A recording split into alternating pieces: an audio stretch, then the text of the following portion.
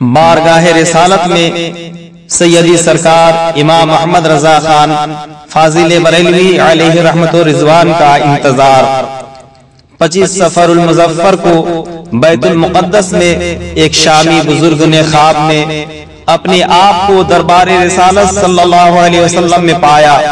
صحابہ کرام دربار میں حاضر تھے، لیکن مجلس میں سکوت طاری تھا اور ایسا معلوم ہوتا تھا کہ کسی آنے والے کا انتظار ہے۔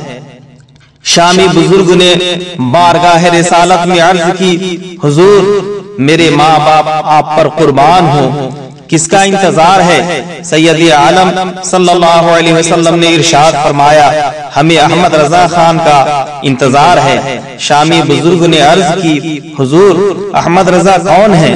ارشاد ہوا، ہندوستان میں بریلی کے باشندے ہیں۔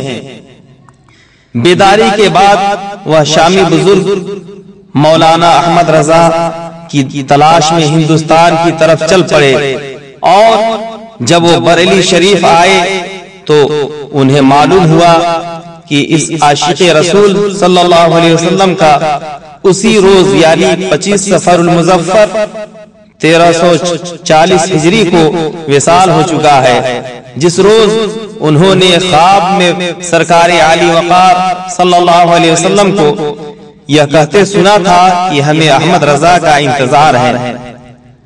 سوانح امام احمد رضا صفحہ نمبر 391۔ دوسروں کو بھی شیئر کریں۔ دینی مسائل، واقعات، اسلامک ہسٹری اور بھی بہت کچھ دینی معلومات حاصل کرنے کے لیے یوٹیوب رضوی چینل لوہردگا کو سبسکرائب ضرور کریں۔